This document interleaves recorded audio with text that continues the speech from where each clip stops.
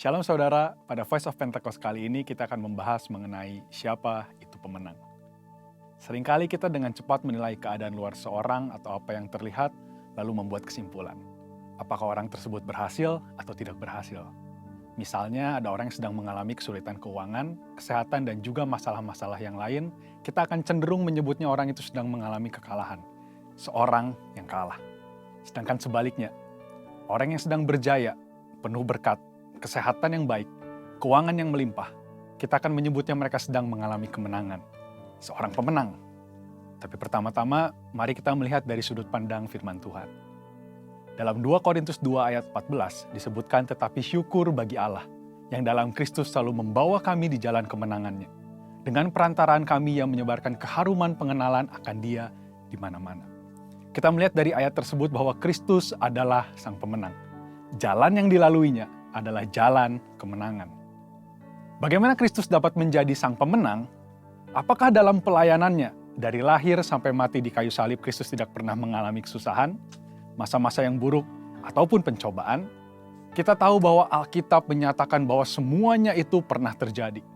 Bahkan yang namanya pengkhianatan dari orang-orang yang terdekat pun dialami oleh Kristus. Namun, apakah pengalaman buruk itu membuat Kristus mengalami kekalahan? Jawabannya adalah tidak. Kristus tidak pernah mengalami kekalahan sekalipun dalam berbagai pencobaan, tekanan, kesalahpahaman, dan penolakan dari banyak orang. Mengapa hal itu dapat terjadi? Karena dalam pelayanannya, Tuhan Yesus selalu mengikuti apa yang menjadi perintah Bapa. Yohanes 12 ayat 49 menyatakan, sebab aku berkata-kata bukan dari diriku sendiri, tetapi Bapa yang mengutus aku, Dialah yang memerintahkan aku untuk mengatakan apa yang harus aku katakan dan aku sampaikan. Jadi kita mendapati dari firman bahwa dengan melakukan segala sesuatu yang diarahkan oleh Bapa, maka Kristus selalu mendapatkan kemenangan.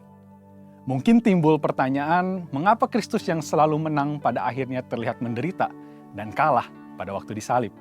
Yesus terlihat tidak berdaya. Bahkan ahli-ahli Taurat mengejek Yesus karena hal itu. Juga seorang penjahat yang ada di samping Yesus waktu disalib.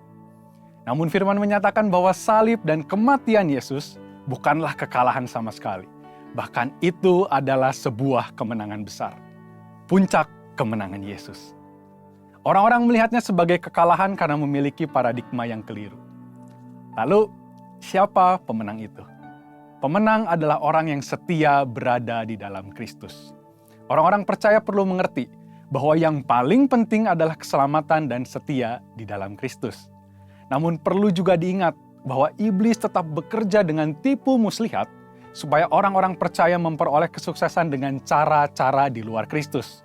Dengan tipu muslihat ini, orang bisa tanpa sadar semakin menjauh dari Kristus, menempuh jalan yang berbeda dengan Kristus, dan akhirnya terhilang. Ironisnya, dengan semua kesuksesan yang dimiliki, rasa membutuhkan Tuhan pun akhirnya tidak ada lagi. Iblis berusaha menanamkan bahwa kesuksesan dan kekayaan material adalah yang terpenting. Dan itu menipu banyak orang. Ingat, Yesus adalah pemenang. Maka orang-orang yang ingin menjadi pemenang harus ada dan setia di dalam Tuhan Yesus. Pemenang adalah orang yang hidup dalam tuntunan firman dan Roh Kudus. Sebagaimana Kristus berjalan dalam tuntunan Bapa, kita yang rindu menjadi pemenang pun harus menjalani kehidupan yang sama. Bagaimana Bapa menuntun Yesus? Melalui firman yang disampaikan oleh Roh Kudus. Yesus dibaptis Roh Kudus di Sungai Yordan dan kemudian dipimpin oleh Roh Kudus dalam segala pelayanannya. Kita sangat membutuhkan tuntunan firman dan Roh Kudus agar dapat mengalami kemenangan. Orang yang berjalan dalam firman dan Roh Kudus pada hakikatnya adalah orang yang berjalan dalam jalan salib.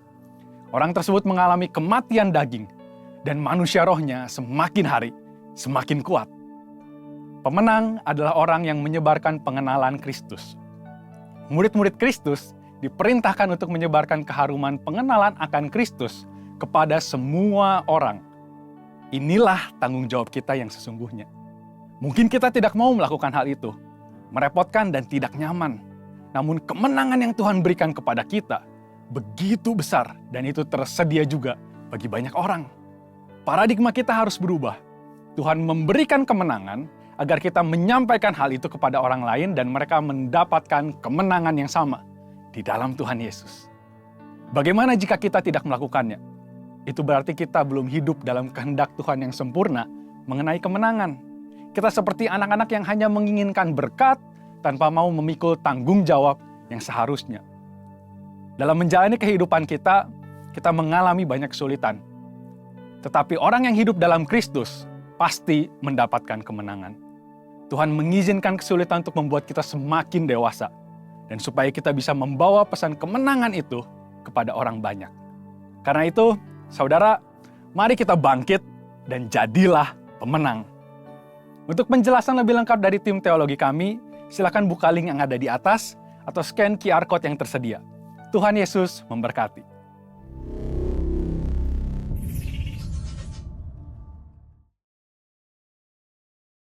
Hey Indonesia, it's Andy, Sam and Josh from Planet Shakers here, and we can't wait to be with you for Planet Shakers Abundance Tour. Friday, the 4th of July, we will be there at Central International Convention Centre in Bogor. It's going to be so amazing because the Planet Shakers band will be there and also Pastor Russell will be speaking. So you know, guys, it's going to be a move of God. So you want to come, you want to position yourself because your miracle is in the making.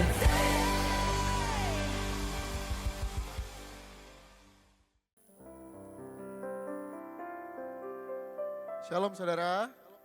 Shalom. Boleh kasih tepuk tangan paling meriah buat Tuhan Yesus. Haleluya. Saya percaya hari ini kabar kita semuanya baik dan luar biasa. Amin. Boleh kasih tepuk tangan sekali lagi buat Tuhan. Saya undang kita semua bangkit berdiri sama-sama. Bapak Ibu, hari ini kita akan sama-sama beribadah. Kita akan dilayani oleh hambanya Pastor Jeffrey Rama dari gereja GBI NDC. Dan hari ini saya percaya firman Tuhan pasti memberkati kita semua. Amin. Dalam pujian penyembahan saya encourage setiap kita semua jangan ada yang nonton. Amin saudara.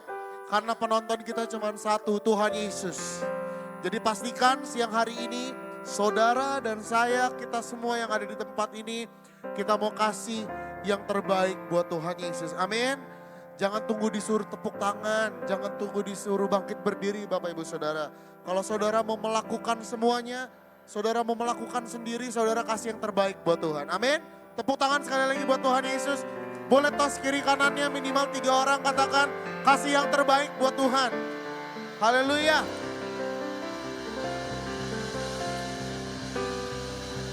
Mari sama-sama sebelum kita mulai ibadah kita hari ini, kita akan sama-sama mendeklarasikan Pentakosta ketiga dan juga Mazmur 91. Mari kita deklarasikan bersama-sama dalam hitungan yang ketiga, 1, 2, 3.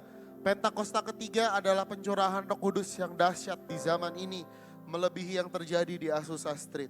Pentakosta ketiga akan mengakibatkan penuaian jiwa yang terbesar dan yang terakhir sebelum Tuhan Yesus datang kembali. Pentakosta ketiga akan membangkitkan generasi Yeremia, yaitu anak-anak muda yang dipenuhi Roh Kudus, cinta mati-matian kepada Tuhan Yesus, tidak kompromi terhadap dosa, dan akan bergerak untuk memenangkan jiwa. Pentakosta ketiga lahir di Indonesia dan bergerak ke bangsa-bangsa. Gerakan ini dari timur ke barat dan akan kembali ke Yerusalem. Pentakosta ketiga akan memberikan kuasa untuk menyelesaikan amanat agung, dan setelah itu Tuhan Yesus datang kembali. Mari dengan iman bersama-sama kita deklarasikan Mazmur 91. Dalam hitungan yang ketiga, 1, 2, 3. Orang yang duduk dalam lindungan yang maha tinggi dan bermalam dalam naungan yang maha kuasa akan berkata kepada Tuhan, tempat perlindunganku dan kubu pertahananku, Allahku yang kupercayai. Sungguh dialah yang akan melepaskan engkau dari jerat menangkap burung, dari penyakit sampar yang busuk. Dengan kepaknya ia akan menudungi engkau. Di bawah sayapnya engkau akan berlindung. Kesetiaannya ialah perisai dan pagar tembok. Engkau tak usah takut terhadap kedahsyatan malam, terhadap panah yang terbang di waktu siang, terhadap penyakit sampar yang berjalan di dalam gelap, terhadap penyakit menular yang mengamuk di waktu petang. Walau 1000 orang rebah di sisimu dan 10.000 di sebelah kananmu, tetapi itu tidak akan menimpamu. Engkau hanya menontonnya dengan matamu sendiri dan melihat pembalasan terhadap orang-orang fasik. Sebab Tuhan ialah tempat perlindunganmu, yang maha tinggi telah kau buat tempat perteduhanmu. Malapetaka tidak akan menimpa kamu, dan tulah tidak akan mendekat pada kemahmu. Sebab malaikat-malaikatnya akan diperintahkannya kepadamu untuk menjaga engkau di segala jalanmu. Mereka akan menatang engkau di atas tangannya, supaya kakimu jangan terantuk kepada batu. Singa dan ular tedung akan kau langkahi. Engkau akan menginjak anak singa dan ular naga. Sungguh hatinya melekat kepadaku, maka aku akan meluputkannya. Aku akan membentenginya sebab ia mengenal namaku. Bila ia berseru kepadaku, aku akan menjawab. Aku akan menyertai dia dalam kesesakan. Aku akan meluputkannya dan memuliakannya. Dengan panjang umur akan kukenyangkan dia. Dan akan kuperlihatkan kepadanya keselamatan. Daripada aku berikan tepuk tangan paling meriah buat Tuhan Yesus.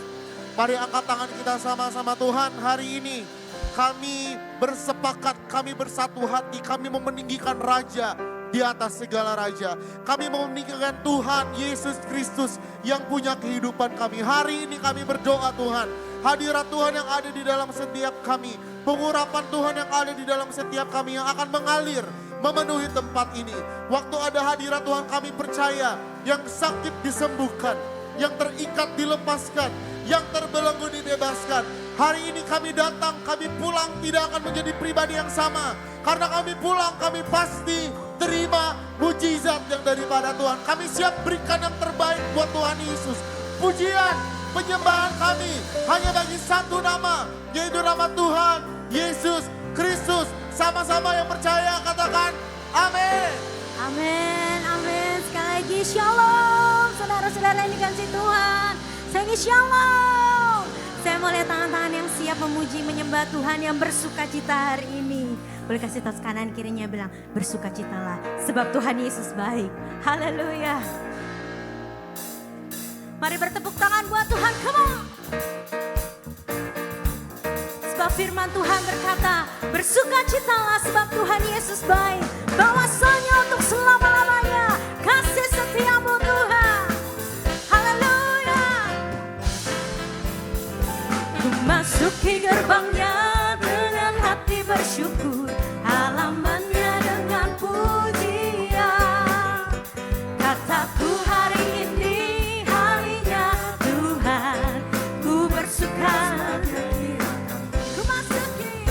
Ku masuki gerbangnya dengan hati bersyukur, halamannya dengan pujian.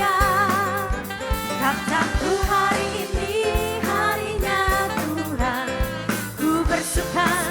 Yang bersuka cita sama-sama katakan, jadi rangkanku, oh jadi rangkanku. Ku bersuka sebab jadi rangkanku, oh, oh. Jadi rangkanku, oh jadi rangkanku. Ku bersuka sebab jadi rangkanku. Yang bersuka cita sorakan, haleluya. Mari sama-sama katakan, ku masuki gerbangnya dengan hati bersyukur, halamannya dengan pujian. Kataku hari ini harinya Tuhan. Amin. Ku bersuka sebab jadi rangkanku, jadi rangkanku, oh jadi rangkanku. Ku bersuka sebab jadi rangkanku, oh, oh. Jadi rangkanku, oh jadi rangkanku. Ku bersuka sebab katakan jadi rangkanku, jadi rangkanku, oh jadi rangkanku. Ku bersuka sebab jadi rangkanku, oh, oh. Jadi rangkanku, oh jadi rangkanku. Ku bersuka. Hari jemaat Tuhan sendiri katakan, jadi rangkanku, oh jadi rangkanku. Ku bersuka sebab jadi rangkanku. Kami bersuka cita apapun keadaannya Tuhan, sebab Engkau baik. Ku bersuka. Bisa lebih keras lagi saudara, sama-sama come on. Jadi rangkanku, oh jadi rangkanku. Ku bersuka sebab jadi rangkanku. Kami bersuka cita punya Allah seperti-Mu Tuhan. Oh jadi rangkanku. Ku bersuka sebabnya. Mari bersama nyatakan, jadi rangkanku, oh jadi rangkanku. Ku bersuka sebab jadi rangkanku, oh, oh. Jadi rangkanku, oh jadi rangkanku. Ku bersuka sebab jadi rangkanku. Dan ku bersuka sebab Dia kirangkanku. Kami bersuka cita, ku bersuka sebab Dia kirangkanku. Haleluya. Sorakan, haleluya. Tepuk tangan yang panjang buat Tuhan Yesus. Saya mau lihat tangan-tangan yang bersuka cita karena Tuhan Yesus baik. Daulah sukacita, pengharapan dan kehidupan. Kau beri kekuatan. Haleluya. Sambil tepuk tangan di atas kepala, come on. Kaulah sukacita, pengharapan dan kehidupan. Kau beri kekuatan. Haleluya. Bersukacita selamanya. Yang bersukacita sorakan, haleluya. Sebab di dalammu kami temukan sukacita kami Tuhan. Mari sama-sama katakan, dalammu ku temukan sukacita. Dunia takkan sanggup untuk berikan. Segala bebanku pun digantikan selama ku ada di dalam. Kaulah sukacitaku, kaulah sukacita, pengharapan dan kehidupan. Kau beri kekuatan. Haleluya, haleluya. Kaulah sukacita, pengharapan dan kehidupan. Kau beri kekuatan. Haleluya. Bersukacita selamanya. Yang percaya sorakan,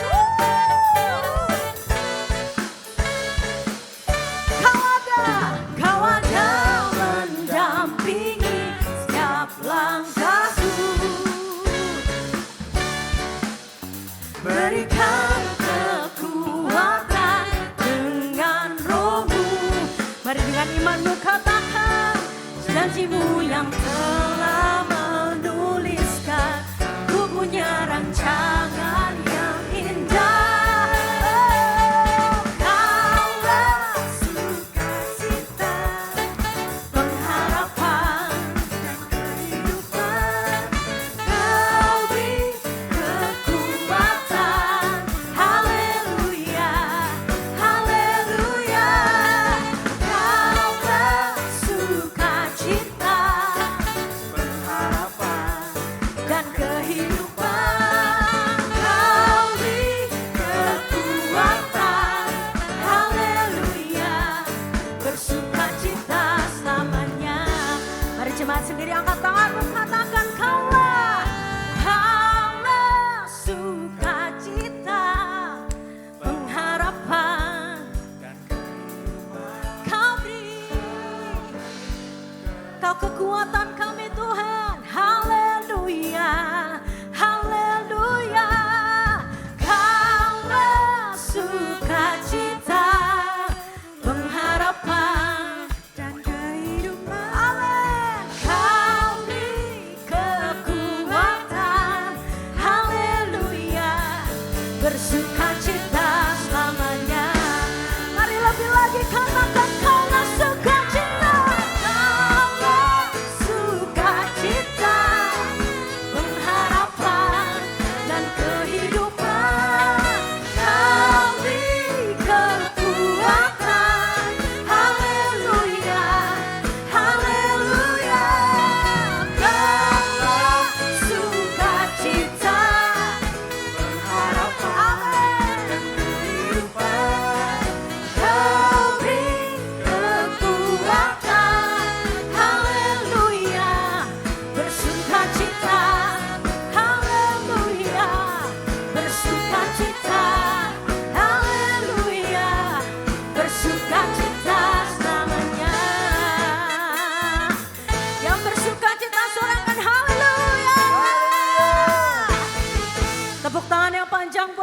Yesus, sorakan.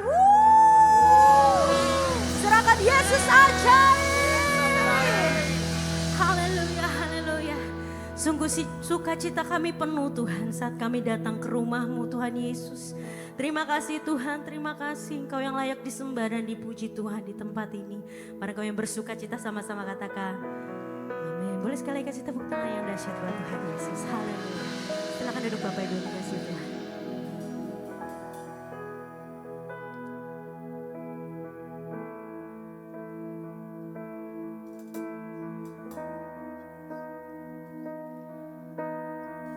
Dengan hati yang penuh dengan ucapan syukur Tuhan. Hari ini kami mau bawa korban pujian kami Tuhan Yesus.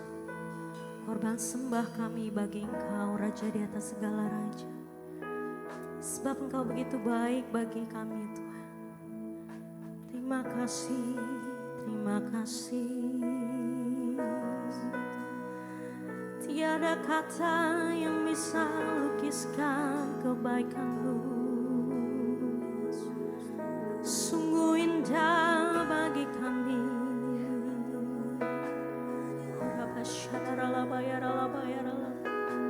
Di setiap kami Tuhan, kami mau datang menyembah-Mu Tuhan Yesus. Terima kasih.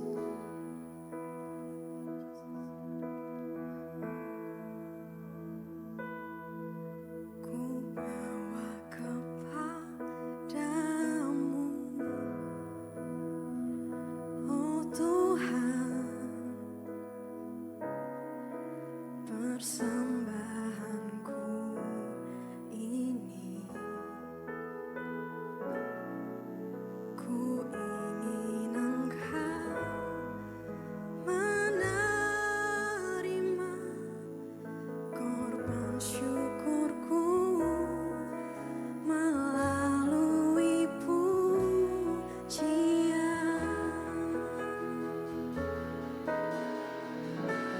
Takkan pernah ku bawa selain yang terbaik, yang harum dan sejati di hadapan tatamu. Yesusku, terimalah korban syukurku ini yang mengalir di hatiku sebagai penyembahanku. Bersyukur, boleh kasih tepuk tangan buat Tuhan Yesus yang dahsyat. Sama-sama katakan, ku bawa kepadamu, oh Tuhan, persembahanku ini. Ku ingin Engkau menerima korban syukurku melalui pujian.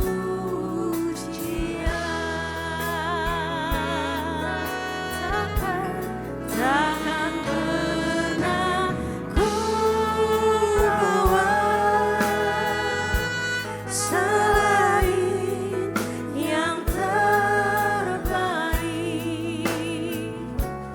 yang harum dan sejati di hadapan tatamu. Yesusku, terimalah korban syukurku ini yang mengalir di hatiku sebagai persembahan.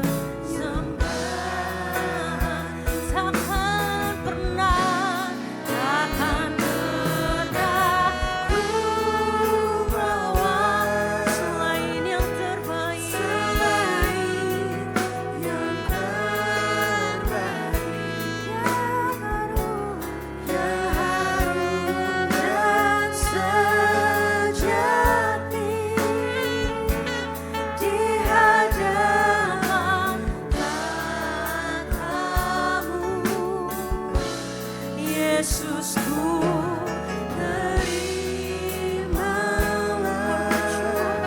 korban syukurku ini yang mengalir di hatiku sebagai persembahan. Takkan pernah ku bawa selain yang terbaik, yang harum dan sejati,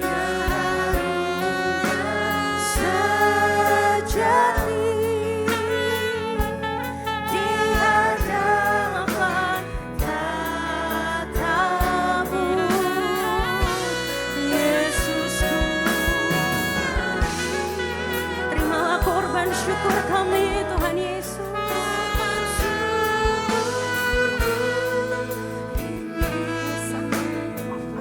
Yang mengalir di hatiku sebagai persembahan.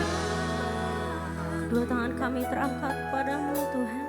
Takkan pernah ku bawa selain yang terbaik. Terimalah sembah kami, Tuhan. Yang harum dan sejati di hadapan tatamu. Terimalah Tuhan Yesus. Yesusku, terimalah korban syukurku ini yang mengalir di hatiku sebagai persembahan. Mari lebih lagi datang sama Tuhan, katakan takkan pernah ku bawa selain yang terbaik, yang harum dan sejati di hadapan tatamu. Di setiap umat-Mu, Tuhan Yesusku, terimalah korban syukurku ini yang mengalir di hatiku sebagai persembahanku. Takkan pernah ku bawa selain yang terbaik, yang harum dan sejati di hadapan-Mu, Tuhan.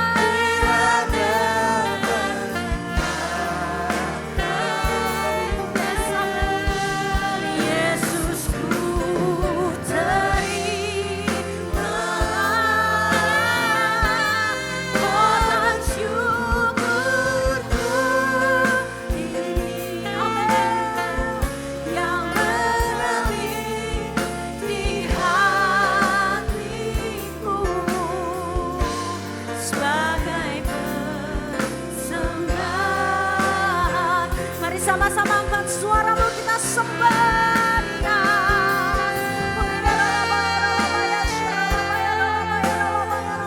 Terimalah korban syukur kami, Tuhan.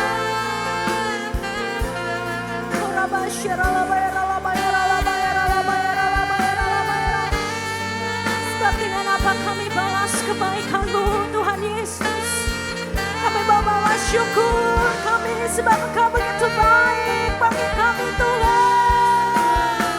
Oh Rabasyara Labayara Labayara Labayara Labayara Labayara Labayara Labayara Labayara Labayara.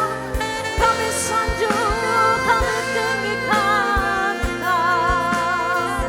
Syara Labayara Labayara Labayara Labayara Labayara Labayara Labayara Labayara Labayara. Hireka Rabaya Syara Labayara Labayara Labayara Labayara. Kami angkat suara kami menyembah-Mu Tuhan. Hirabasyara Labayara Labayara Labayara Labayara Labayara Labayara Syara Labayara Labayara. Biar manis Kau dengar pujian kami Tuhan. Syekere Rabata Kara Labayara Labayara Labayara Labayara Labayara Syara Labayara Labayara. Oh Rebasyikiri Labayara Labayara Labayara Labayara Labayara Labayara Labayara. Dengan hati yang bersyukur kami angkat tangan sembah Tuhan. Allah yang selalu beserta dengan kami. Oh Rabasyara Labayara Labayara Labayara Labayara Syekara Rababababababab. Ini hidup kami Tuhan. Syara Labayara Labayara Labayara Labayara Labayara Syara Labayara Labayara Labayara Labayara. Terima kasih Tuhan. Kami mau berikan segala-galanya bagi-Mu Tuhan. Hati kami, hidup kami Tuhan. Syarada bata karana bayara labaya syara labayara labayara labayara labayara. Oh rabasyarada bayara labayara labaya syara. Lord, I give You my heart. I give You my soul. I live for You alone. Every breath that I take, every moment I'm awake. Lord, have Your way. Lord, I give You my heart. Lord, I give You my heart. I give You my soul. I live for You alone. Every breath that I take, every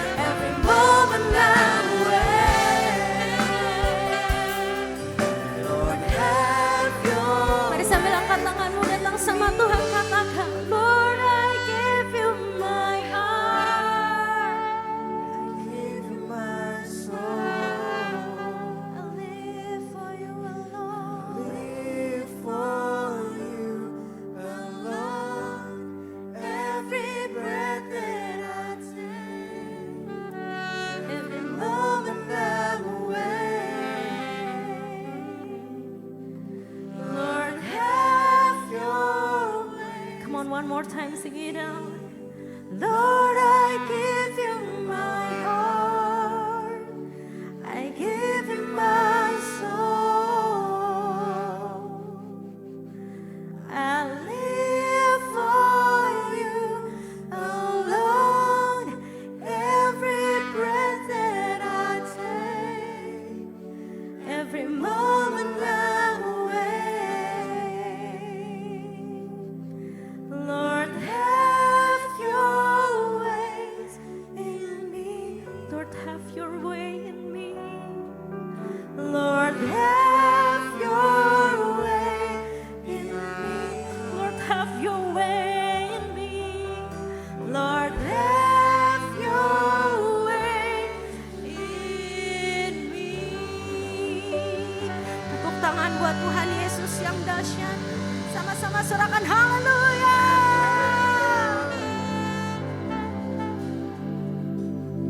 Kami berikan hidup kami Tuhan kepadamu ya Tuhan. Ini hidup kami sebagai persembahan yang hidup, yang kudus dan yang berkenan kepadamu. Kami tahu Engkau bebas punya jalan atas hidup setiap kami ya Tuhan. Engkau punya jalan untuk setiap terobosan-terobosan dalam kehidupan kami. Engkau punya jalan untuk setiap pergumulan-pergumulan kami. Engkau punya jalan untuk setiap masalah-masalah kami Tuhan. Karena Engkau adalah sumber segala jalan ya Tuhan. Engkau adalah sumber semua jawaban-jawaban doa bagi setiap kami. Terima kasih Tuhan, terima kasih, kami bersyukur ya Tuhan. Saat ini kami mau mengangkat tangan kami ya Tuhan. Kami berdoa buat bangsa kami Indonesia ini Tuhan. Kami mau berdoa syafaat bagi bangsa kami Indonesia. Kami nyatakan shalom-Mu turun atas bangsa kami Indonesia ya Tuhan. Mulai dari titik nol kota Jakarta ini ya Tuhan Yesus. Kami curahkan shalom-Mu turun atas Indonesia ya Tuhan. Kami percaya Tuhan, tanahnya, lautnya, udaranya diberkati oleh Tuhan. Engkau yang menyertai Tuhan pemimpin-pemimpin bangsa kami ya Tuhan Yesus. Mulai dari presiden, wakil presiden, anggota MPR, DPR yang ada. Dari jajaran yang tertinggi sampai yang terendah Tuhan. Kami minta roh yang takut akan Tuhan. Itu ada pada setiap pemimpin-pemimpin kami ya Tuhan Yesus. Sehingga Tuhan mereka mengambil keputusan-keputusan atas bangsa kami. Itu adalah keputusan yang akan mendatangkan damai sejahtera bagi seluruh penduduk Indonesia. Kami percaya Tuhan, Indonesia aman di dalam tangan-Mu ya Tuhan Yesus. Indonesia sejahtera di dalam tangan-Mu ya Tuhan. Engkau akan meluputkan Indonesia Tuhan dari krisis moneter dunia ya Tuhan Yesus. Kami percaya Indonesia bukan hanya menjadi Indonesia yang berkembang, tapi Indonesia akan menjadi Indonesia maju ya Tuhan Yesus. Indonesia akan menjadi display-Mu atas bangsa-bangsa. Karena kami tahu Tuhan yang berkuasa atas bangsa kami Indonesia ini. Terima kasih ya Tuhan, terima kasih, kami percaya perekonomian bangsa kami Tuhan ada di dalam genggaman tangan-Mu ya Tuhan Yesus. Engkau yang memberkati Indonesia ya Tuhan Yesus. Dari Sabang sampai Merauke ya Tuhan. Setiap pulau-pulau Tuhan. Setiap kota-kota. Bahkan setiap suku kaum bahasa yang belum mengenal Engkau Tuhan. Semua akan mendengar nama-Mu. Dan mereka akan bertemu dengan Engkau pribadi lepas pribadi ya Tuhan Yesus. Terima kasih Tuhan, terima kasih, kami juga berdoa untuk gembala sidang kami. Bapak Pendeta Dr. Insinyur Niko Nyoto Raharjo. Beserta dengan Ibu Hermina Tuhan. Semua wakil-wakil gembala yang ada, kami juga menyerahkan gembala kami di tempat ini Tuhan, Pastor Weliar. Beserta dengan Ibu Maulin. Kami minta Tuhan kesehatan yang daripada Engkau. Umur yang panjang daripada Engkau Tuhan atas hamba-hamba-Mu. Sehingga hamba-Mu terus kuat untuk melakukan visi dan misi yang Engkau berikan. Atas GBI Gatot Subroto. Atas CK4 ini ya Tuhan Yesus. Kami tahu Tuhan kemanapun hamba-Mu melayani ini. Tanda heran dan mujizat itu menyertai ya Tuhan Yesus. Setiap keluar masuk mereka Engkau berkati. Setiap kendaraan yang mereka pakai Tuhan. Tempat tinggal mereka Tuhan. Pagar perlindungan-Mu sempurna atas hamba-hamba-Mu. Terima kasih Tuhan. Terima kasih, kami juga berdoa untuk setiap jemaat-jemaat-Mu yang ada di tempat ini ya Tuhan. Kami yang bergumul ya Tuhan untuk finansial kami. Kami tahu kami menerima terobosan daripada Engkau saat ini ya Tuhan Yesus. Kami yang sakit Engkau sudah sembuhkan di dalam nama Tuhan Yesus. Kami yang membutuhkan jalan keluar ya Tuhan. Pintu-pintu sudah terbuka di hadapan kami. Apa yang belum pernah kami dengar, belum pernah timbul dalam hati kami ya Tuhan. Itu Engkau sediakan bagi setiap kami yang mengasihi Engkau. Terima kasih Tuhan, terima kasih, kami bersyukur juga Tuhan untuk hamba-Mu yang akan menyampaikan kebenaran-Mu, firman-Mu di tengah-tengah kami Tuhan. Bapak Pastor Jeffrey Rama ya Tuhan Yesus, Engkau urapi hamba-Mu. hikmat marifat-Mu turun atas hamba-Mu. Sehingga setiap firman yang keluar dari hamba-Mu, itu adalah firman yang akan memerdekakan setiap kami. Itu adalah firman yang akan memberikan terobosan dalam kehidupan kami. Itu adalah firman yang akan membukakan mata setiap kami Tuhan. Setiap kami melihat hal-hal yang surgawi ya Tuhan. Terima kasih Tuhan, terima kasih setiap kami yang mendengar Tuhan. Kami menjadi tanah yang subur untuk Engkau tabur kebenaran firman-Mu. Dan firman-Mu akan terus bertumbuh dan berbuah bagi kemuliaan nama-Mu Tuhan. Terima kasih Tuhan, terima kasih kami serahkan waktu ini ke dalam tangan-Mu. Hanya di dalam nama Tuhan Yesus kami berdoa dan mengucap syukur. Amin. Ku berikan hatiku dan jiwaku, semuanya bagimu di dalam hidupku, di setiap waktu. Nyatakan, ku berikan hatiku, ku berikan hatiku dan jiwaku, semuanya bagimu Di dalam hidupku, di setiap waktu, nyatakan jalan, nyatakan jalanmu, nyatakan jalanmu. Mari kita bersatu hati dalam doa. Segala kemuliaan hanya bagi Tuhan yang memang layak untuk menerima segala pujian dan hormat dari setiap kami orang-orang yang sudah menerima dan mengalami kebaikan Tuhan. Bahkan hari ini kami mau katakan kami hidup hanya karena kasih karunia Tuhan yang membuat kami bertahan melewati masa-masa sulit dalam hidup kami. Kami masih ada seperti kami ada sekarang ini. Semua karena kekuatan kasih Tuhan yang tidak pernah berhenti mengalir dan selalu hadir dalam hidup kami. Tuhan, Engkau begitu nyata dalam hidup kami, pertolongan-Mu begitu nyata, kekuatan yang dari Engkau begitu nyata dalam hidup kami, menguatkan kami. Terima kasih Tuhan, kuatkan kami juga lewat kebenaran firman-Mu, dan biar firman Tuhan yang akan kami dengar boleh membuka mata hati kami untuk melihat bahwa Tuhan itu selalu baik dalam setiap perkara. Urapi hamba-Mu Roh Kudus, supaya hamba-Mu tidak berkata-kata dengan hikmat manusia, tetapi biarlah Roh Kudus menuntun buah pikiran dan perkataan hamba-Mu, sehingga mereka yang dengar firman Tuhan, mereka boleh bertemu dengan rencana dan kehendak-Mu yang luar biasa. Dalam nama Yesus kami siap mendengar firman-Mu, dan kita semua katakan, amin. Berikan tepuk tangan buat Allah kita. Silakan duduk saudara. Selamat siang, shalom. Puji Tuhan, saya berharap saudara udah makan siang semua. Jadi saudara bisa konsen untuk dengar firman Tuhan ya. Tapi memang berabe juga sih kalau baru makan siang biasanya rada ngantuk, duduk nyaman, sofa empuk, kena AC ya saudara. Tapi saya berdoa supaya hadirat Tuhan membuat saudara terjaga. Sehingga saudara bisa menerima firman Tuhan hari ini. Senang sekali bisa bertemu dengan saudara. Ini untuk pertama kalinya saya melayani secara onsite. Karena pada waktu pandemi saya pernah diminta untuk melayani secara online. Dan senang sekali ketemu dengan saudara dan juga beberapa teman yang baru saya kenal pada hari ini. Nama saya Jeffrey Rama, seperti tadi sudah diumumkan lewat doa. Saya datang hari ini bersama dengan istri saya, Weni. Kami berdua melayani di NDC dan sudah 34 tahun kami melayani di NDC sejak gereja ini baru mulai. Bersama dengan gembala sidang kami, Pastor Yosia. Pada waktu itu kita semua masih pacaran, Pak Yosia juga belum kawin sama istrinya sekarang, ya dulu pacarnya, saya juga sama istri saya dulu kita juga masih pacaran, kita berempat mulai sama-sama membangun gereja ini dan puji Tuhan dengan kasih karunia Tuhan NDC boleh berdiri sampai hari ini. Dan kami punya seorang putra dan hari ini dia nggak ikut karena ya lagi pacaran saudara ya, umurnya 17 tahun saudara. Jadi tadi saya minta ke sini, ya memang itulah resikonya. Dia lebih memilih pacarnya dibandingkan ikut orang tuanya. Dia bilang, saya udah ke gereja kemarin diut, jadi kenapa saya mesti ke gereja lagi? Saya bilang, papimu bisa hari Minggu ke gereja 3-4 kali. Tapi gak pernah komplain. Hari ini kita mau dengar firman Tuhan, saya akan bawakan, saya sharing firman Tuhan yang berbeda dengan yang tadi pagi. Tadi pagi saya sharing tentang the potter and the clay. Kalau mungkin ada YouTube-nya nggak? Saudara bisa nonton nanti di rumah. Dan untuk ibadah yang kedua ini saya ingin bicara tentang the promise of God. Janji Tuhan. Saudara-saudara, Alkitab yang kita punya itu disebut sebagai buku janji. Karena di dalam Alkitab kita akan menemukan ada begitu banyak janji Tuhan. Bahkan seorang teolog pernah iseng. Ya kalau menurut saya iseng.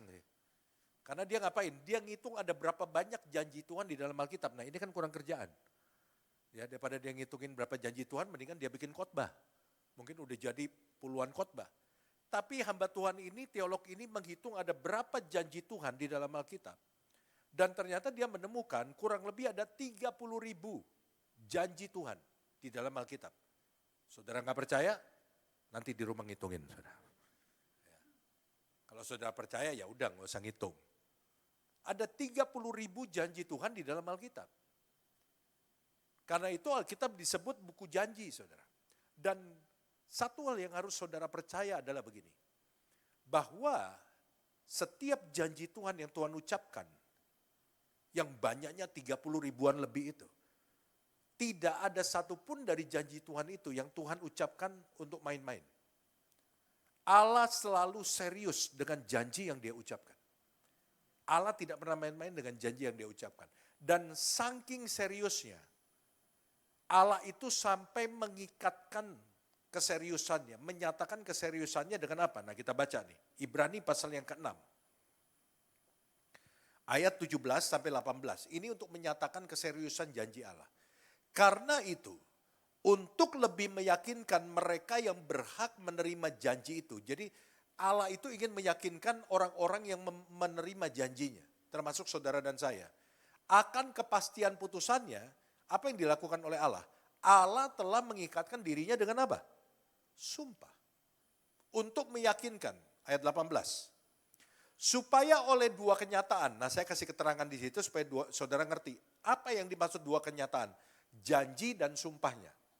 Ya. Janji dan sumpahnya yang tidak berubah-ubah. Tentang mana Allah tidak mungkin berdusta, kita yang mencari perlindungan beroleh dorongan yang kuat untuk menjangkau pengharapan yang terletak di depan kita. Jadi saking seriusnya Allah terhadap janji yang diucapkan, dan Allah ingin meyakinkan orang-orang yang menerima janji itu, termasuk saudara dan saya, Allah itu sampai bersumpah loh. Kurang serius apa lagi?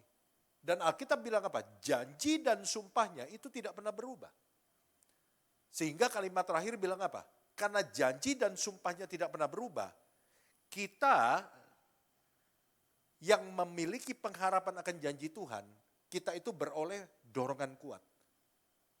Bahwa kalau kita percaya kepada janji Tuhan, maka kepercayaan kita terhadap janji Tuhan, pengharapan kita itu akan menjadi kenyataan.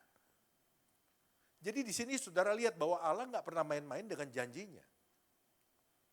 Allah begitu serius dengan janjinya. Nah, saudara-saudara, seandainya kita percaya kepada janji Tuhan, saudara bisa bayangin nggak? Allah itu nggak serius sama janji, Allah itu serius sama janjinya. Dia nggak pernah main-main. Sehingga kita yang kalau kita percaya kepada janji Tuhan, maka hidup kita sebetulnya akan luar biasa loh. Tapi kenapa seringkali kita nggak luar biasa hidupnya? Karena kita seringkali meragukan janji Tuhan. Kita mengukur kemampuan Tuhan itu dengan kemampuan kita sebagai manusia. Karena itu kita seringkali gak nerima. Kita selalu bertanya apa? Bisa gak ya? Bisa gak ya? Kita lupa bahwa Tuhan itu serba bisa. Kita lupa bahwa kalau Tuhan berjanji, Tuhan itu gak pernah main-main dengan janjinya. Nah, saudara-saudara, hari ini saya ingin menyampaikan kepada saudara, kita sharing, kita ngobrol-ngobrol ya. Cuma bedanya gak ada kopi sama pisang goreng aja. Karena ini lagi ibadah saudara ya. Kalau di luar nanti boleh. Hari ini kita ngobrol-ngobrol, kita sharing saudara. Saya ingin saudara mengenali sifat janji Allah. Supaya apa? Sifat janji Allah ini merupakan cara kerja. Bagaimana membuat janji itu bekerja dalam hidup kita. Supaya ketika saudara menaruh pengharapan kepada janji Allah, saudara juga tahu bagaimana membuat janji itu bekerja dalam hidup saudara.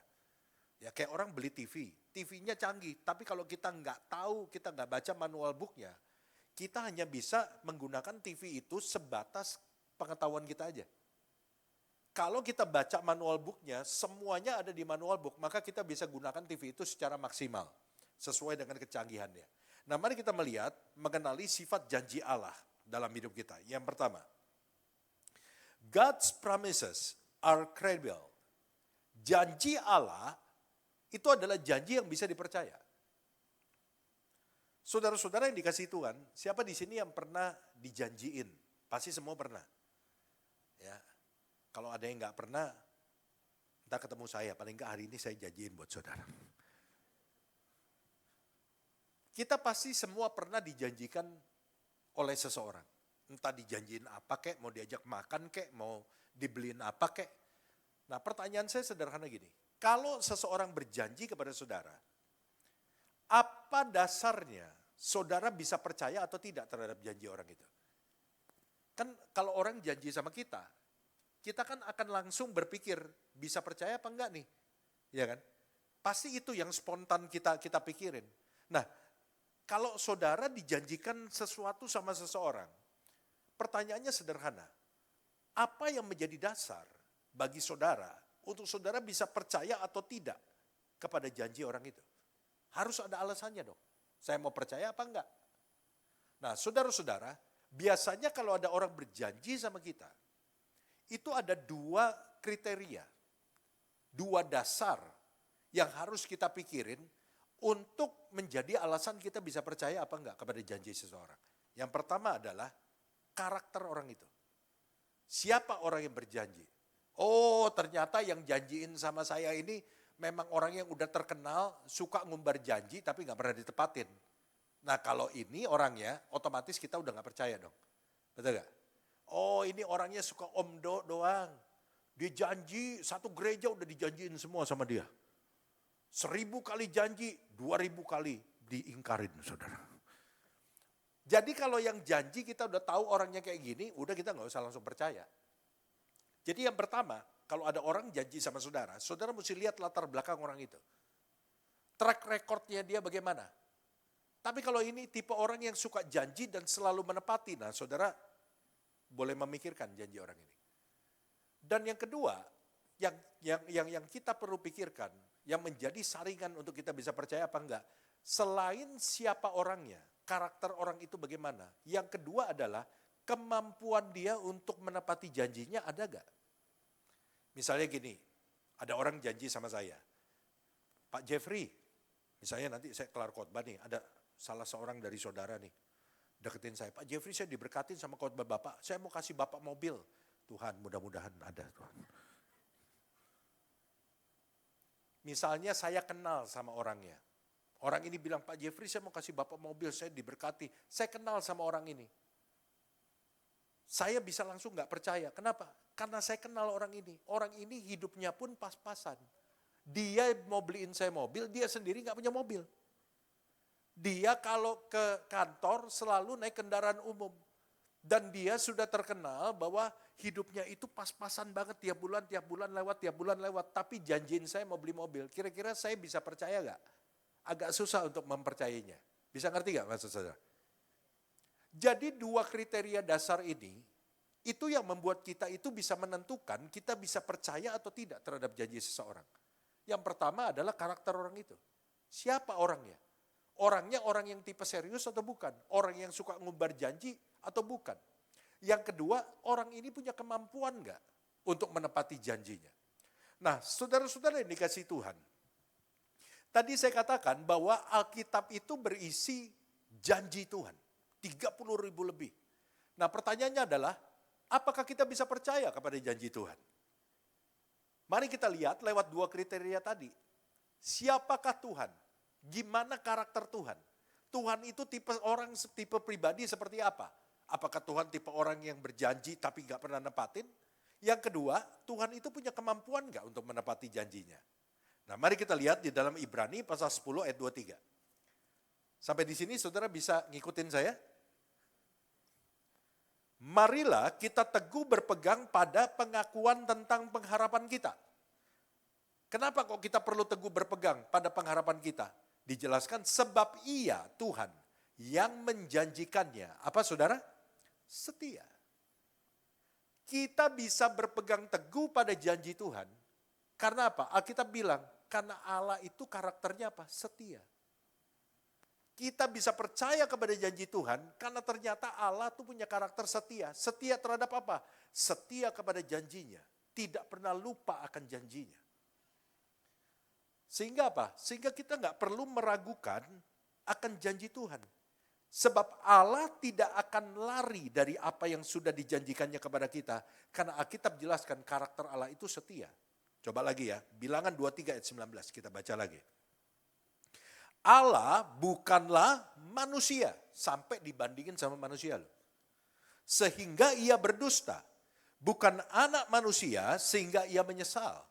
Masakan ia berfirman dan tidak melakukannya atau berbicara dan tidak menepatinya. Apa alasan saya untuk percaya kepada janji Tuhan? Karena Alkitab berkata, gak mungkin kalau Allah bicara dia gak menepatinya. Kalau dia berfirman dan tidak melakukannya. Saya bisa percaya kepada janji Tuhan karena apa? Yang pertama karakter Allah, bahwa Allah setia kepada janjinya. Allah itu pasti melakukan apa yang dijanjikannya. Itu kata firman Tuhan.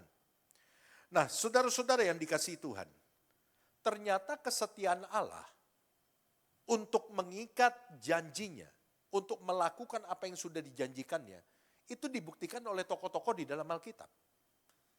Ada banyak tokoh di dalam Alkitab yang menjadi saksi hidup bahwa janji yang Allah ucapkan ratusan tahun sebelum mereka lahir, itu digenapi Allah di masa mereka. Janji Allah yang mereka dengar lewat nubuatan nabi-nabi ratusan tahun yang lalu, itu Allah tidak lupa bahkan digenapi di zamannya mereka. Nah, mari kita lihat kesaksian dari seorang yang namanya Yosua. Yosua menjadi saksi hidup bagaimana janji Allah yang sudah lewatin rentang waktu yang begitu panjang, Allah tuh gak pernah lupa dan Allah itu menepati. Yosua 21 ayat 45. Dari segala yang baik yang dijanjikan Tuhan kepada kaum Israel, tidak ada yang tidak dipenuhi. Ini luar biasa loh. Semuanya terpenuhi, bahkan dikasih tekanan lagi di kalimat terakhir. Yosua menjadi saksi hidup bahwa janji yang Tuhan ucapkan ratusan tahun yang lalu sudah melewati rentang waktu lama. Mungkin orang juga udah lupa kali. Tapi Yosua melihat bahwa janji yang diucapkan Tuhan, sekali Tuhan mengucapkannya, nggak peduli lewati rentang waktu berapa lama, itu sesuai waktunya Tuhan. Yosua bilang apa? Tidak ada yang tidak dipenuhi. Dikasih penekanan lagi, semuanya. Semuanya itu artinya apa? Seluruhnya artinya apa? Sempurna, betul ya? Semua yang Tuhan ngomong, detail-detailnya A sampai Z yang Tuhan udah pernah ngomong, walaupun melewati rentang waktu loh. Lewatin rentang masa, saudara, rentang generasi. Tidak ada yang tidak dipenuhi. Semuanya dipenuhi oleh Tuhan. Tandanya apa? Allah gak pernah lupa. Kita banyak susah menerima janji Tuhan, kenapa? Karena kita banyak kecewa sama janji manusia. Makanya sampai dibikin lagu kan. Engkau yang berjanji. Terus apa? Kau yang? Ini korban-korbannya semua tuh. Makanya hafal lagu itu. Janji sorga. Saya ini termasuk orang yang suka dijanjiin. Dulu janjiin, waduh Pak Jeffrey, kita pelayanan ke Amerika ya. Nah ini yang janjiin saya ini, kalau lihat dari ininya bisa dipercaya saudara. Kenapa? Karena dia sering bolak-balik ke Amerika pelayanan, orang kaya, punya kemampuan, dan juga bukan terkenal orang yang suka ngumbar janji. Tapi sama saya lewat gitu saudara. Nggak tahu dia pas makan obat jadi lewat gitu kali. Saya dulu pernah nemenin satu orang selama 6 bulan di rumah sakit di Singapura. Jadi saya pulang pergi ke Singapura. Orang pergi ke Singapura tuh sukacita, saya tuh enak saudara. Kenapa? Karena sebulan bisa 2-3 kali saya ke Singapura. Cuma nemenin di rumah sakit. Karena dia gak mau orang lain, dia minta saya nemenin. Nyanyi, sharing firman. Karena pendeta lain dikirim, ditolak sama dia. Pendeta lain dikirim 2 hari, ditolak sama dia. Dia maunya tuh saya yang nemenin dia. Jadi akhirnya saya bisa seminggu di Singapura, saudara. Bukan jalan-jalan saudara. Rumah sakit, apartemen. Udah kayak sayang sakit aja saudara. Nah orang itu kalau lagi happy, nah makanya saya bilang ingat ya omongan saya. Kalau lagi marah jangan banyak ngomong. Kalau lagi happy jangan banyak buat janji. Sama-sama dua-duanya ngelukain orang lain. Kalau lagi marah itu sebagian besar yang saudara ngomong itu pasti tajam. Kenapa? Karena perkataan saudara itu lebih dikuasai oleh emosi dibandingkan dengan logika saudara. Kalau lagi senang juga sama. Emosi saudara menguasai. Lagi happy, buat banyak janji, begitu udah sembuh, lupa semua. Nah saya waktu di situ saudara, ini om seneng saudara, temenin sama saya, gini. Terus satu hari ngomong sama istrinya, Ling, dia panggil istrinya Ling. Ntar kalau gue udah baik, dia mesti diamputasi saudara, karena kena gula kakinya. Jadi dari lutut, lewatin dikit, kakinya udah hilang. Ling, nanti kalau gue udah baik, udah punya kaki palsu, kita ajak Pak Jeffrey jalan-jalan ke Cina ya. Saya lihat orangnya, oh benar ini orang kaya banget saudara, bisa memenuhi janjinya. Dan orangnya juga bukan tipe orang yang ingkar janji. Ya cuma sekali lagi sama saya lewat aja saudara. Jangankan ajak jalan-jalan ke Cina, diajak jalan ke Terminal 3 aja belum sampai sekarang. Orangnya udah mati saudara. Saudara-saudara, tapi Tuhan itu ternyata Tuhan yang gak pernah lupa akan janjinya. Melewati rentang waktu, Yosua menyaksikan semua yang dijanjikan Allah terpenuhi. Tidak ada yang tidak terpenuhi. Siapa lagi tokoh Alkitab yang menjadi saksi janji Tuhan bahwa Allah setia? Namanya Salomo.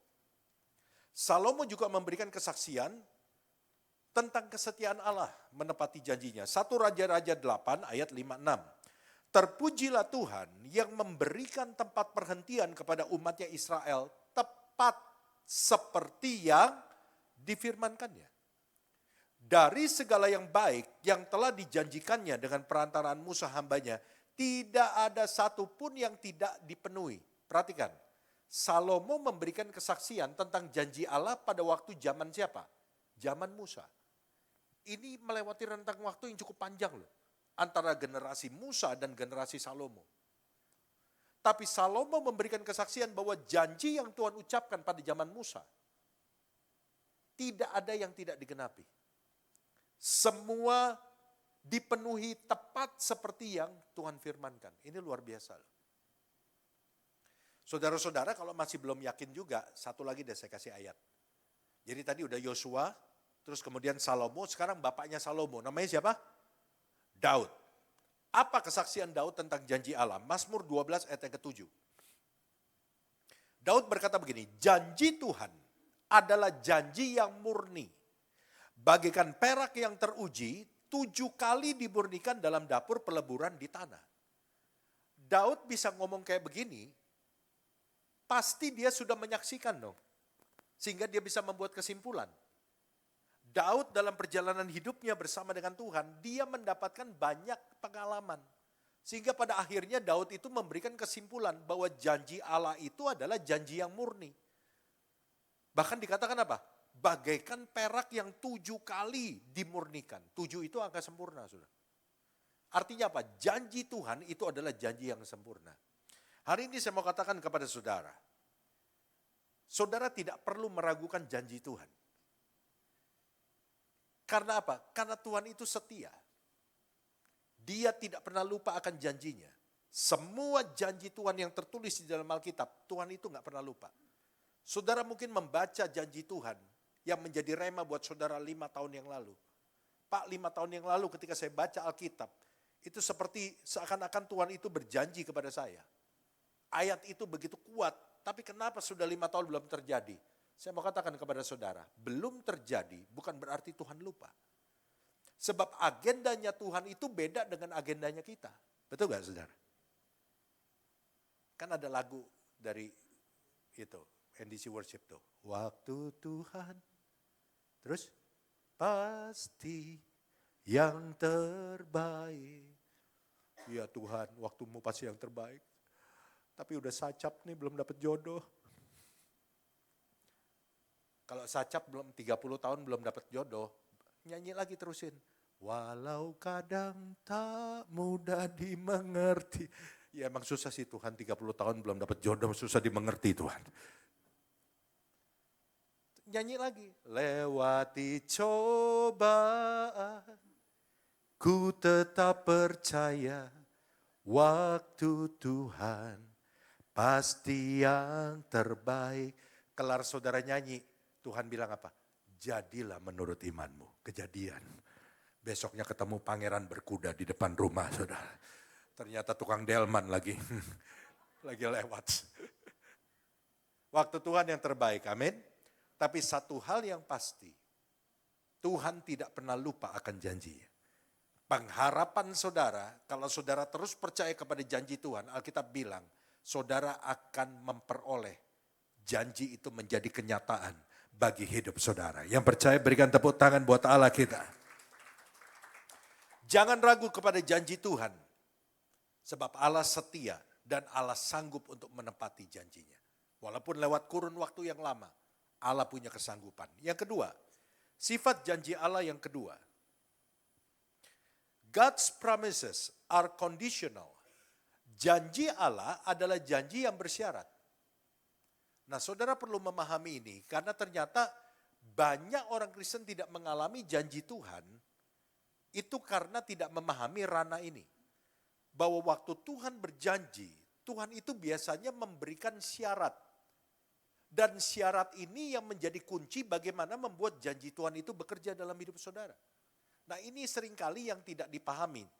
Banyak orang Kristen itu cuma suka ngutip ayat, betul gak? Ayat yang enak-enak, ayat yang bagus-bagus.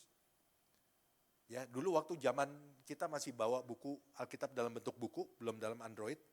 Saya tuh suka lihat tuh saudara. Banyak orang Kristen yang Alkitabnya itu ya waktu dibuka kan kelihatan nih dari mimbar nih. Apalagi yang duduk depan-depan. Begitu dibuka, wah kok banyak warna-warni saudara. Biasanya ayatnya distabiloin dulu suka begitu gak saudara? Ya kan? Distabiloin sampai tipis, sampai robek gitu Alkitab gitu kan, saking tebalnya. Nah ternyata banyak orang Kristen stabiloin ayatnya warnanya beda-beda, ternyata warna itu punya makna. Jadi kalau yang warnanya hijau, dia bilang itu ayat buat saya. Nah itu yang enak-enak. Tanah yang kau injak akan jadi milikmu. Nah itu buat dia tuh. Beranak cuculah dan penuhilah bumi gitu kan. Nah ini ayat ini banyak disalah tafsirkan juga. Tuhan bilang beranak cucu dan penuhi bumi. Tapi manusia beranak cucu dan memenuhi bumi. Nah ini salah saudara. Jadi kalau stabilonya hijau itu ayat buat saya. Yang berkat-berkat gitu kan ya. Itu buat saya. Nah kalau yang kuning buat apa? Yang kuning itu ya 50-50 lah. Tergantung kondisi lah, boleh diterima boleh enggak. Nah kalau yang merah itu khusus buat pendeta. Itu isinya penderitaan, mati syahid, dilemparin batu. Nah itu buat pendeta tuh katanya. Nah saudara-saudara ada banyak orang Kristen gak paham. Sering ngutip-ngutip ayat, tempel di kaca. Bahkan ada yang ditato ayatnya. Tapi banyak orang yang begitu tidak mengalami apa yang dia kutip terjadi. Kenapa? Karena mereka nggak tahu bagaimana membuat ayat itu bekerja. Jadi kalau saudara baca Alkitab, saudara nggak boleh baca satu ayat saja.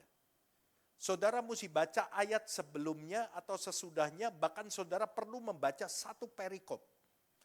Karena biasanya Allah itu memberikan clue.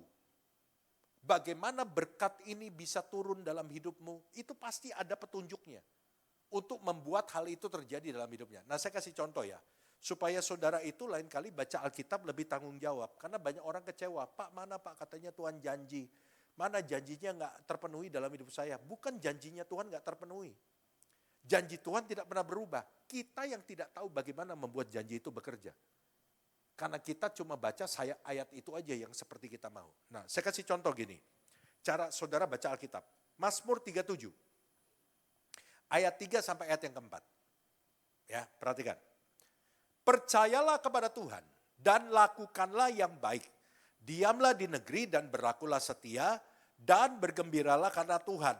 Maka ia akan memberikan kepadamu apa yang diinginkan hatimu. Pertanyaan saya, coba tolong dijawab. Yang menjadi akibat, Ya, coba ditampilin ayatnya, tetap ditampilin. Yang menjadi akibat, itu ayat yang keberapa? Yang ketiga apa yang keempat? Hah? Yang keempat, betul ya? Semua dapat sepeda. Karena jawabnya benar. Yang menjadi akibat tuh ayat yang keempat. Maka ia akan memberikan apa kepadamu apa yang diinginkan hatimu. Banyak orang Kristen cuma ngutip yang keempat doang.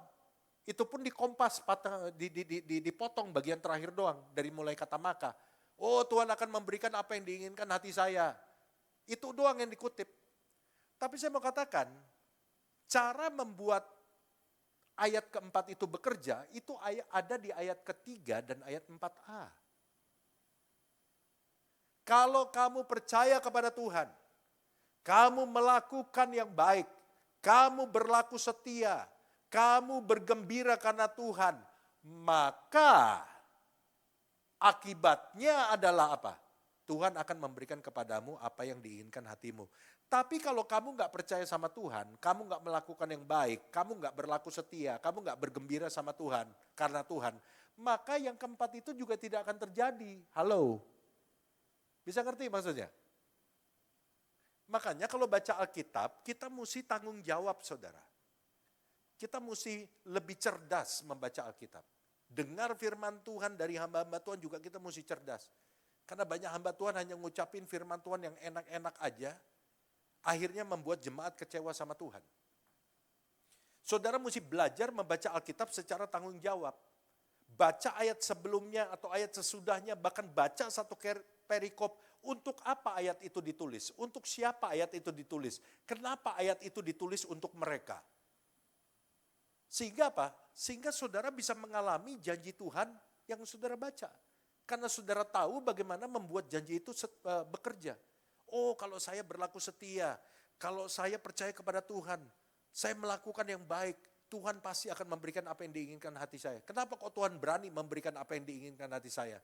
Karena orang yang percaya Tuhan, berlaku setia, berlaku yang baik, permintaannya nggak akan neko-neko. Benar nggak? Tapi kalau saudara nggak percaya Tuhan, saudara nggak setia, saudara nggak berlaku yang baik, Tuhan nggak akan kasih apa yang diinginkan hatimu. Kenapa? Karena apa yang diinginkan hatimu itu pasti yang miring-miring. Tuhan, tambah istri lagi satu. Mana Tuhan mau kasih? Tapi orang yang percaya Tuhan gak akan minta kayak begitu. Orang yang berlaku setia, hatinya pasti baik. Maka Tuhan akan memberikan. Satu ayat lagi ya, saya kasih contoh ini biar saudara bisa nangkep nih. Filipi 4 ayat 19. Nah ini ayat yang paling populer, terutama buat anak-anak kos yang dikejar-kejar sama tante kos. Dan belum punya duit untuk bayar, kiriman belum datang. Makan padang nasi pakai kuah doang. Allahku akan memenuhi segala keperluanmu menurut kekayaan dan kemuliaannya dalam Kristus Yesus. Kita semua bilang amin. Maksud saya doang yang ngomong amin, kenapa ikut-ikutan? Saudara kan ngomong amin belum tahu ayat ini maksudnya apa. Kita seringkali kalau baca ayat ini kita semua ngomong amin, haleluya, Allahku akan memenuhi keperluanku. Allahku akan memenuhi kebutuhanku. Nah saudara mesti tahu ayat ini untuk siapa. Paulus menuliskan ayat ini kepada jemaat di Filipi. Kenapa kok Paulus bilang begitu sama jemaat di Filipi? Kenapa kok Paulus menjamin jemaat Filipi? Kamu gak usah khawatir, Allah akan memenuhi segala keperluanmu. Menurut kekayaan dan kemuliaannya dalam Kristus Yesus. Kenapa kok Paulus sampai nulisin, ngucapin janji Tuhan itu? Karena jemaat di Filipi, itu adalah satu-satunya jemaat yang dalam keadaan berkekurangan, itu mereka tetap mensupport dan memberi untuk pekerjaan Tuhan dan pelayanan Paulus. Sementara jemaat di tempat lain, di Korintus, di Efesus, itu semua berhenti karena mereka kekurangan. Tapi jemaat di Filipi adalah jemaat satu-satunya dalam keadaan kekurangan. Mereka tetap memberi untuk pekerjaan Tuhan, mensupport pelayanan Paulus. Sehingga Paulus mengucapkan satu janji, Allah akan memenuhi keperluanmu. Karena engkau suka memberi, engkau suka menolong, engkau suka memberi untuk pekerjaan Tuhan, engkau suka mendukung pelayanan, engkau tidak akan kekurangan, Allah akan memenuhi keperluanmu menurut kekayaan dan kemuliaan. Jadi ayat ini berlaku tidak untuk orang pelit. Catat. Ya. Nawar tukang sayur sampai bangkrut tukang sayur. Ngutip ayat ini, nggak bakal terjadi sampai ayam bisa nyanyi lagu Ruth Sanaya. Tidak akan terjadi, saudara. Banyak orang main asal kutip ayat ini, pelitnya setengah mati. Ngasih persembahan, mau ngasih ceban, kemasukan cepeceng, dikejar tuh bendahara tuh. Tuker dong, saya salah masukin. Pelitnya minta ampun, tapi ngutip ayat Allahku akan memenuhi. Tuhan bingung, lu pelit minta ampun, tukang sayur sampai doain lu, Tuhan kapan kau cabut nyawa ibu itu. Tapi minta janji Tuhan memenuhi kebutuhannya, pelitnya minta ampun. Tiap kali makan dengar kata bon, sakit perut, ke WC, sampai teman-teman pada pulang, dia belum keluar dari WC. Nggak mau bayar saudara, tapi Allahku akan memenuhi kebutuhanku. Nggak akan terjadi. Tapi buat saudara-saudara yang suka menolong, suka memberi, murah hati, ngelihat orang susah tergerak hatinya, suka mendukung pelayanan, pekerjaan Tuhan, nggak hitung-hitungan sama Tuhan, maka janji ini berlaku buat saudara. Allah akan memenuhi segala keperluanmu menurut kekayaan dan kemuliaannya dalam Yesus. Yang percaya berikan tepuk tangan buat Allah. Jadi kasih tahu sama tetanggamu yang pelit, yang membuat tukang sayur menangis setiap hari. Berapa kangkung seikat 15.000, noceng dah lu kan gak ikut nanem. Jawabannya begitu saudara. Ya gue memang jualan sayur, gue bukan tukang tanam gitu kan. Cuma gak usah disinggung kayak begitu juga kali. Bilangin sama teman-temanmu yang pelit, gak usah ngutip ayat ini, percuma. Buang-buang ludah. Gak bakalan terjadi. Tapi kalau ada orang yang dalam berkekurangan tetap memperhatikan orang lain, kasih tahu dia ayat ini. Engkau gak usah khawatir. Ketika engkau mengambil dari pundi-pundimu, Tuhan akan ngisi lagi pundi-pundi. Engkau gak usah pikirin caranya, Tuhan punya banyak cara untuk mengisi pundi-pundi itu. Jadi saya pengen saudara itu gak sembarangan kutip ayat. Ya. Jadi mulai sekarang ngerti ya cara baca ayat ya. Kalau kita membaca dengan teliti ayat itu, semuanya itu bisa terjadi kalau kita melakukan prosedurnya. Apa yang membuat ayat itu bekerja? Jangan sampai kita ngutip ayat, nanti kita jadi sia-sia saudara. Kita senang ngutip ayat, tapi ternyata ayatnya nggak terjadi. Nah, yang ketiga yang terakhir. Apa sifat janji Allah yang terakhir? Yang pertama, janji Allah bisa dipercaya. Yang kedua apa saudara? Janji Allah itu bersyarat.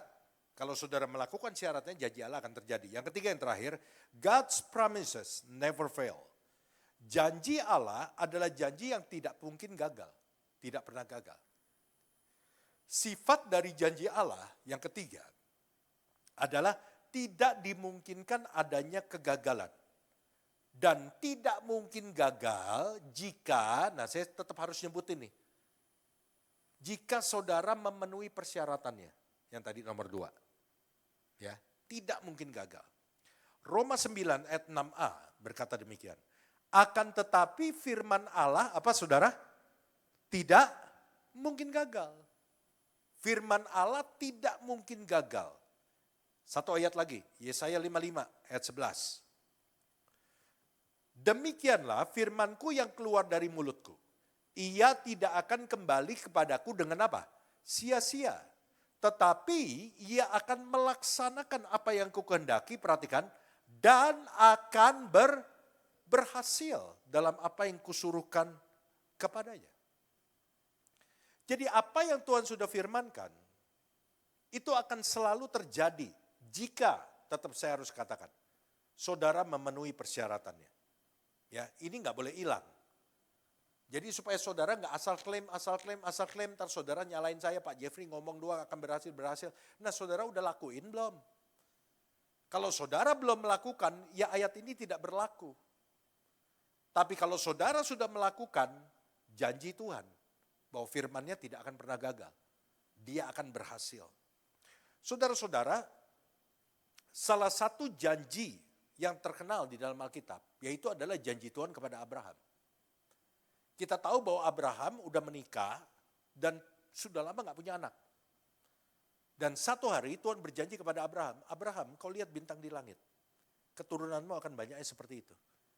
Abraham, dapatkah engkau menghitung pasir di tepi laut? Keturunanmu banyaknya akan seperti itu. Waktu itu Abraham udah kawin lama tapi gak punya anak. Tuhan janjiin keturunannya seperti itu. Susah untuk percaya. Tapi sekali lagi Abraham disebut bapak orang beriman. Bapak orang percaya. Dia memegang janji itu, Alkitab bilang. Walaupun janji itu sulit untuk dipercaya. Dan Abraham tidak langsung menerima janji itu.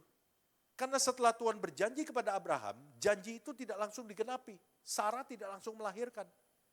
Abraham perlu menanti 25 tahun. Bayangin loh, dijanjiin umur 75. Ada di sini opa-opa umur 75 ada gak? Coba saya mau ngomong, kalau opa ntar mau punya anak nih opa. Mungkin belum punya anak udah jantungan kali mati kali. Abraham umur 75 dijanjiin. Mungkin secara logika Abraham berpikir, Tuhan tahu gue udah tua, gak mungkin diundur lama-lama, tahun depan anaknya udah lahir. Ternyata enggak. Abraham perlu menanti 25 tahun loh. Pada waktu dia umur 100 tahun dan istrinya Sarah umur 90 tahun, baru Sarah melahirkan. Itu oma-oma hebat loh bisa melahirkan. Umur 90 tahun loh. Kalau Tuhan yang mau buat apa aja bisa. Dan mulai dari situ karena Abraham percaya, maka keturunannya itu seperti bintang di langit, pasir di laut. Kok bisa Pak? Ya, saudara dan saya, kita adalah keturunan Abraham. Karena itu apa? Sebagai keturunan Abraham, kita juga adalah orang-orang yang berhak untuk menerima janji Tuhan dalam hidup kita. Ada orang-orang yang bertanya begini, Pak, kalau Bapak pergi ke Israel, ada yang pernah pergi ke Israel belum? Angkat tangan coba. 1, 2, 3, 4, baru sedikit ya, 5. Boleh juga dibuat, nanti Pak Gembala buat tur ke Israel. Banyak yang belum nih. Kalau kita pergi ke Israel, ya, itu tour leader di Israel, itu sebagian besar tidak percaya kepada Yesus. Tapi kenapa mereka bisa jadi tour leader? Karena mereka tahu sejarah. Karena mereka nggak urusan dengan urusan rohani. Urusan rohaninya adalah pembimbing rohaninya. Mereka hanya menceritakan sejarah. Oh, di tempat ini ada begini-begini menurut cerita Alkitab begini-gini. Mereka tahu semua.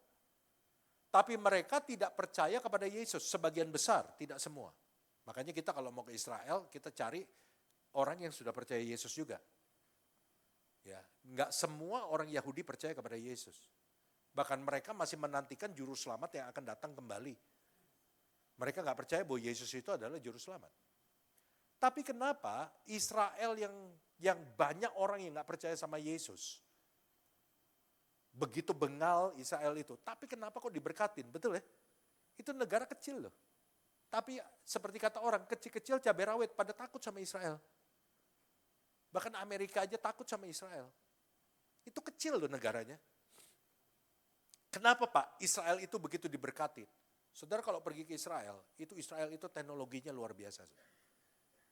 Itu Israel itu ya, gunung-gunungnya, itu nggak ada satupun pohon. Semua gunung batu. Di bawahnya tandus semua.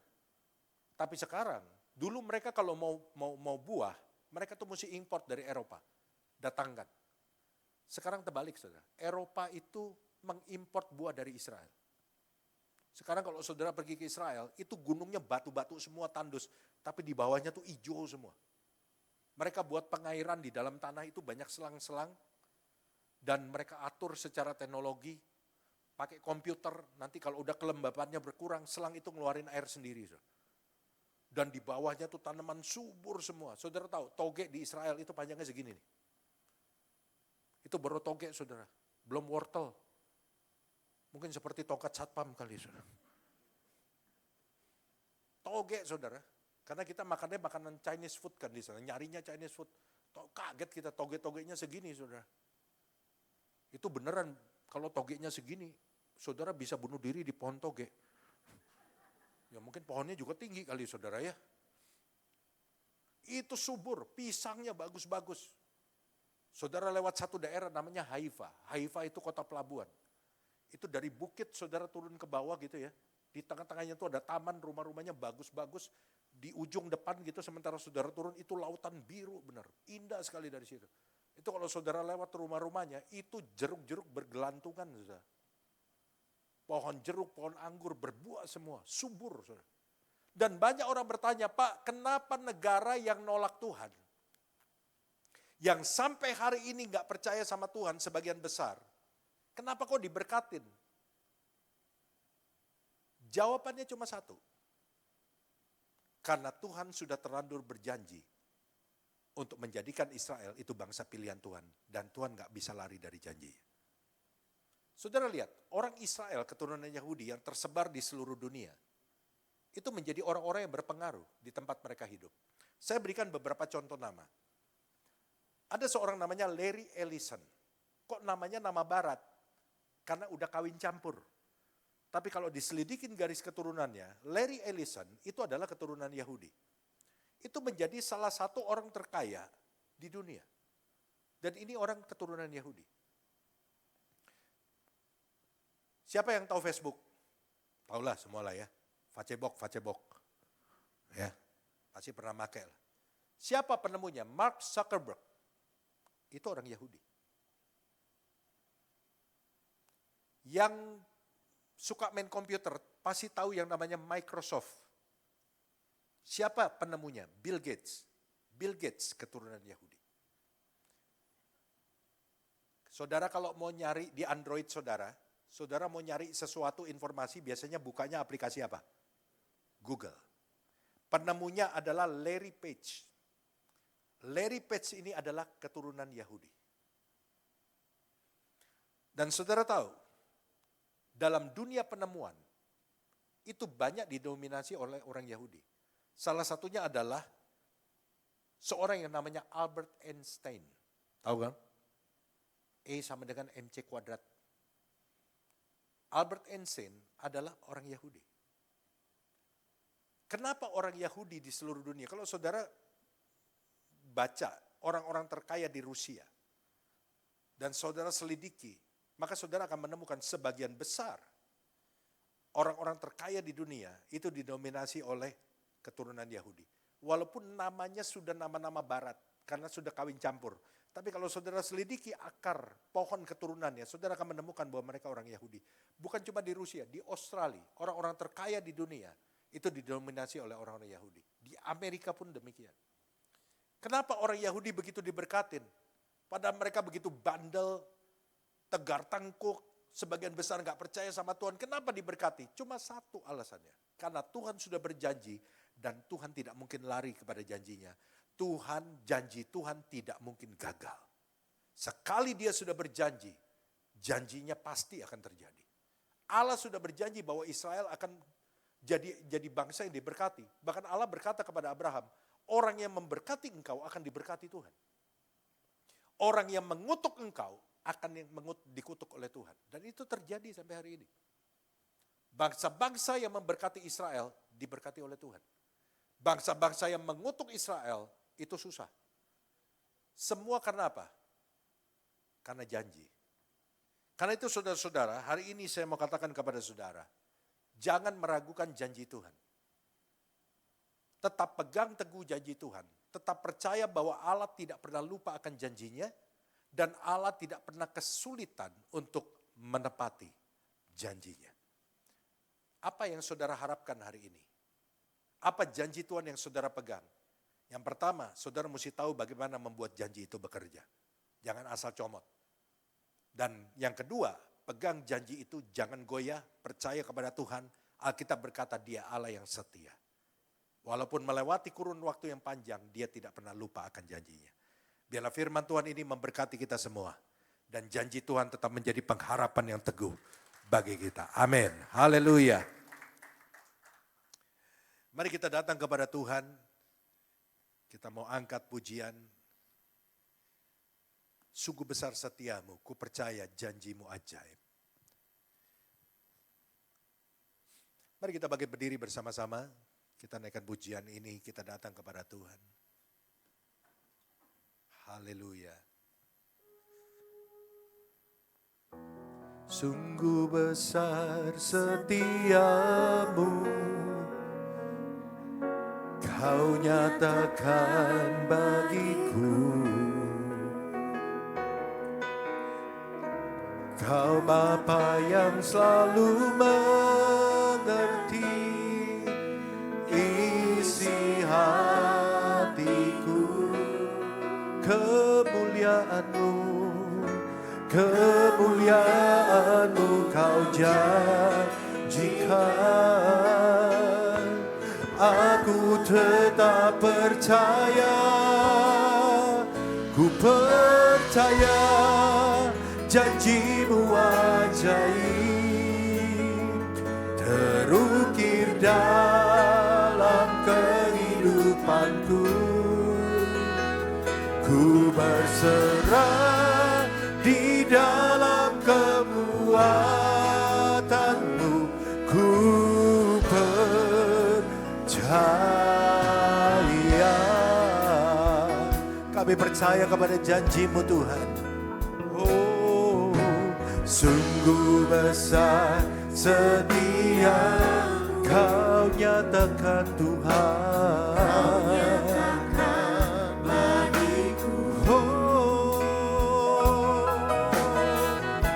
Kau Bapa yang selalu mengerti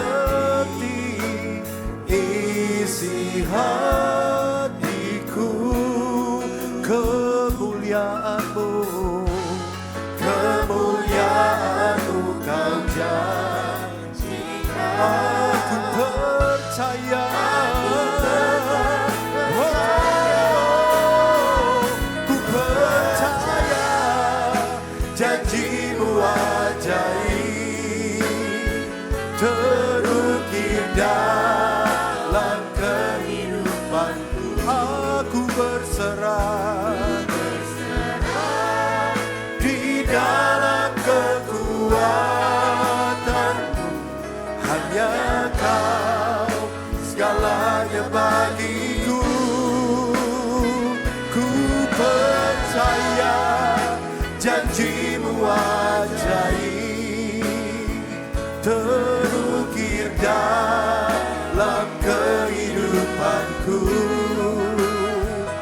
Ku berserah di dalam kekuatan-Mu, ku percaya. Ya percaya, mari angkat suaramu sekali lagi. Ku percaya janji-Mu ajaib terukir dalam kehidupanku. Aku berserah di dalam kekuatan-Mu. Hanya Kau segalanya bagiku. Ku percaya Kau ajaib dalam kehidupanku. Ku berserah di dalam kekuatan-Mu. Ku percaya. Ku berserah di dalam kekuatan. Ku berserah di dalam kekuatan. Ku berserah di dalam kekuatan-Mu.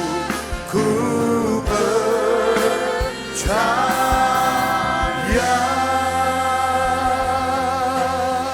Mari yang percaya berikan tepuk tangan yang paling meriah buat Allah kita. Lebih lagi buat Yesus Kristus Tuhan yang setia kepada janjinya. Haleluya. Haleluya. Kami percaya kepada janji-Mu. Karena hari ini kami dengar lewat kebenaran firman-Mu, Engkau Allah yang setia kepada janji yang Kau sudah ucapkan. Dan Engkau nggak pernah menemui kesulitan untuk menggenapi apa yang Engkau janjikan Tuhan. Sebab Engkau maha kuasa. Engkau selalu punya jalan untuk menggenapi janji-Mu. Hari ini hamba-Mu berdoa untuk setiap jemaat-Mu di tempat ini. Biarlah pengharapan kami tidak pernah pudar terhadap janji Tuhan. Karena hari ini kami tahu bahwa Engkau tidak pernah lupa kepada janjimu. Materaikan firman-Mu dalam hati setiap kami. Di dalam nama Yesus kami berdoa. Dan kita semua yang diberkati katakan, amin. Silakan duduk, Tuhan Yesus. Saya ucap terima kasih Tuhan buat sore hari ini Tuhan. Terima kasih untuk firman-Mu Tuhan. Kami mau lepaskan berkat untuk Pastor Jeffrey Tuhan. Bapa, kami minta Engkau pakai lebih dahsyat lagi hamba-Mu nih Tuhan. Kami percaya melalui hidupnya Tuhan, melalui pelayanannya Tuhan, hati Tuhan disenangkan Tuhan. Dan banyak jiwa-jiwa diberkati melalui pelayanan dan hidupnya Tuhan. Kami minta Engkau berkati Tuhan, hamba-Mu dan bersama keluarga besarnya Tuhan. Engkau sertai setiap langkah-langkah hidupnya Tuhan. Dan kami percaya hamba-Mu terus akan dipakai Tuhan, terus untuk dalam penuaian yang besar ini Tuhan. Kau berkati hidup dia, apapun yang dibutuhkan kami percaya Tuhan semua yang sediakan Tuhan. Di dalam nama Yesus Tuhan. Terima kasih buat sore hari ini Tuhan. Sebentar kami mau pulang, Kau tutup bungkus kami dengan kuasa darah Yesus Tuhan. Biar kami pulang ke rumah kami keadaan selamat dan sukacita Tuhan. Terima kasih Tuhan, terima kasih. Dan sebentar kami mau siap menerima berkat. Mari angkat kedua tangan kita Tuhan. Terimalah berkat anugerah yang berlimpah-limpah dari Allah Bapa, kasih yang sempurna dalam Yesus Kristus, persekutuan manis dengan Roh Kudus menyertai kita mulai hari ini sampai Maranatha. Tuhan Yesus datang kedua kali, bahkan sampai selama-lamanya. Yang sudah terima berkat di dalam nama Yesus, katakan amin. Tuhan Yesus berkati. Ibadah selesai, selamat hari Minggu. Tuhan Yesus memberkati. Sampai ketemu minggu depan.